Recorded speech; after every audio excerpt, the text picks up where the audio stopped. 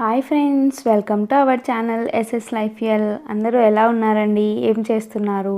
So ఈరోజు మీకోసం మీ ముందుకు ఒక డిఫరెంట్ రెసిపీని అయితే తీసుకొచ్చాను. సో మన ఇంట్లో ఉండే ఇంగ్రీడియంట్స్తో ఈజీగా, వెరైటీగా అండ్ టేస్టీగా ఎలా రెడీ చేసుకోవచ్చు అనే దాన్ని అయితే ఈరోజు మీకు ఈ వీడియోలో అయితే షేర్ చేస్తున్నాను. ఇంకా ముందుగా ఏంటి అంటే ఈ వీడియోకి కావాల్సిన ఇంగ్రీడియంట్స్ అండి. సో పాలు మనం నార్మల్గా ఏంటి అని అంటే ఇంట్లో దేవుడికి కొబ్బరికాయలు కొడుతుంటాం కదా, అవి. సో ఫస్ట్ ఏంటి అని అంటే నేను స్టవ్ ఆన్ చేసుకొని 1 లీటర్ పాలు అయితే తీసుకున్నానండి. ఫస్ట్ నాకైతే ఈ టమ్లర్ అయితే నాకు 1/2 లీటర్ పాలు అయితే పడుతుంది. సో నేను ఈ టమ్లర్ని మెజర్మెంట్గా తీసుకొని ఒక 2 కప్పులు అయితే వేసుకుంటున్నాను. దీనికి మొత్తంగా కలిపి 1 లీటర్ పాలు అయితే సరిపోతాయి.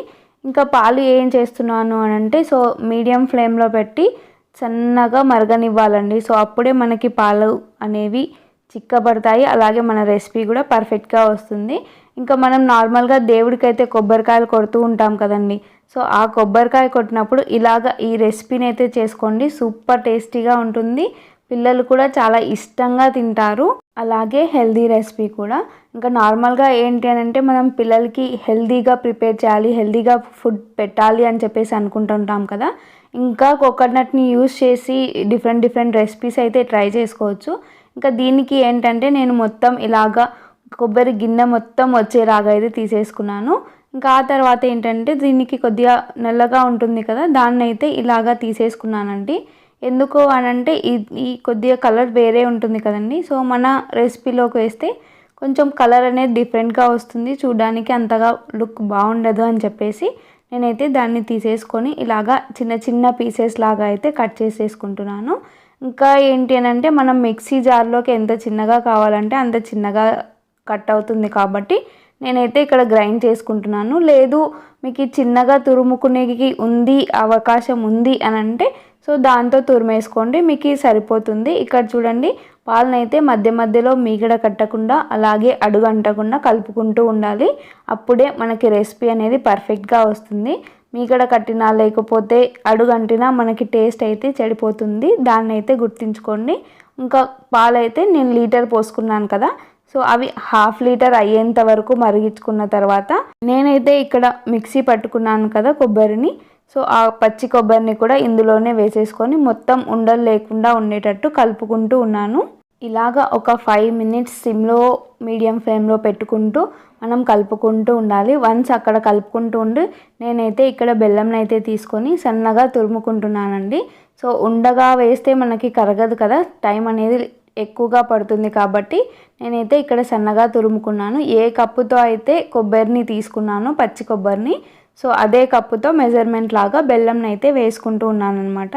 ఇంకా ఇక్కడ చూడండి, సో మన కొబ్బరి పాలు ఆల్మోస్ట్ మనం లీటర్ తీసుకుంటే 1/2 లీటర్ అయిన తర్వాత కొబ్బరిని అయితే వేసుకున్నాం కదా. ఇంకా ఇప్పుడు బెల్లం వేసేటప్పుడు అయితే ఆల్మోస్ట్ 250 ml అనమాట. అంత కన్సిస్టెన్సీలోకి వచ్చిన తర్వాత మనం బెల్లంని అయితే యాడ్ చేసుకోవాలి.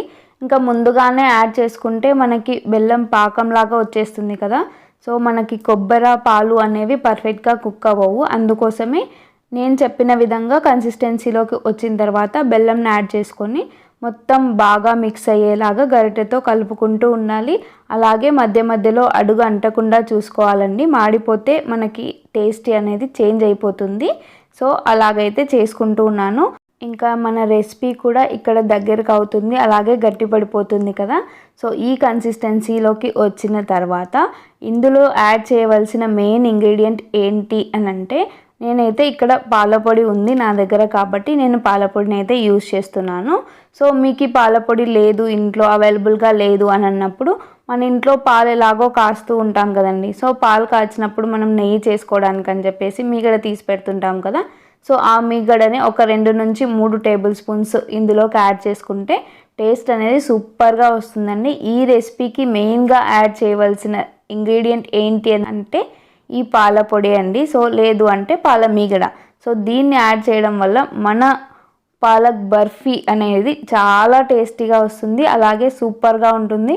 ఇంకా తింటుంటే లోపలికి పోతూనే ఉంటాయండి, ఆగేది అనేది లేదు. ఏమంటే మనం ఇది చేసుకోవడానికి కొద్దిగా టైం అయితే పడుతుంది, అలాగే కన్సిస్టెన్సీ గట్టి పడడానికి కూడా టైం పడుతుంది కదా. సో ఓపికతో ఉండి అమ్మమ్మలు నానమ్మలు అయితే ఇలాంటి రెసిపీస్ని ఇంకా చాలా బాగా చేస్తారు. ఇంకా అందులోనూ చెప్పాలి అని అంటే ఇంకా నా చిన్నప్పుడైతే మా మమ్మీ ఎవ్రీ వీక్కి ఒకసారి ఇలాగ కొబ్బరి బర్ఫీలు అయితే చేసి పెట్టేది. సో చాలా ఇష్టంగా తినేవాళ్ళు. సో ఈ 1 వీక్ అయిపోయిందంటే సో ఆ బర్ఫీలన్నీ అయిపోతుంటాయి, మళ్ళీ నెక్స్ట్ వీక్ వచ్చేసరికి మళ్ళీ బర్ఫీలు అయితే చేసి పెట్టేది. ఇంకా ఇక్కడైతే మన కన్సిస్టెన్సీ మొత్తం గట్టి పడింది.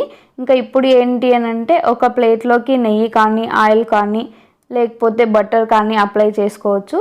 సో దాన్ని అది లేదు అని అంటే బటర్ పేపర్ అయినా వేసుకొని ఇలాగ దగ్గర పడిన కన్సిస్టెన్సీని మొత్తంని ప్లేట్లోకి అయితే సర్వ్ చేసేసుకోవాలి. ఇలా సర్వ్ చేసిన దాన్ని ఒక స్పూన్ సహాయంతో కానీ లేకపోతే చేతితో కానీ అలాగా ఒత్తుతూ ప్లేట్ అంతా స్ప్రెడ్ చేసుకోవాలి. అప్పుడే మనకి మన బర్ఫీ అనేది ఈక్వల్ సైజులో వస్తుంది. అలాగే మొత్తము కలియబెట్టినాం కదా మనము, పర్ఫెక్ట్గా షేప్లోకి మనం కట్ చేసుకునేటప్పుడు కానీ తినేటప్పుడు కానీ పర్ఫెక్ట్గా వస్తుంది. ఇంకా ఏంటి అని అంటే ఇది చల్లారడానికంటే ముందుగా వేడి వేడి తిన్నామనుకోండి సూపర్ ఉంటుంది అసలు.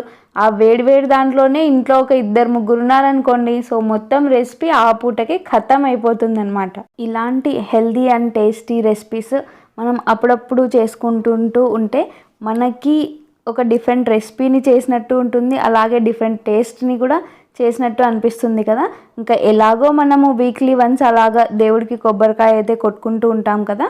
సో అలా కొట్టినప్పుడు ఇలాగ ఒక్కసారి ట్రై చేయండి, ఈ టేస్ట్ని అస్సలు మర్చిపోరు, సూపర్గా ఉంటుంది. ఇంకా పిల్లలు కనుక టేస్ట్ చేస్తే మళ్ళీ మళ్ళీ కావాలంటారు, మీరు మళ్ళీ మళ్ళీ ఇది చేసి పెట్టాల్సిందే.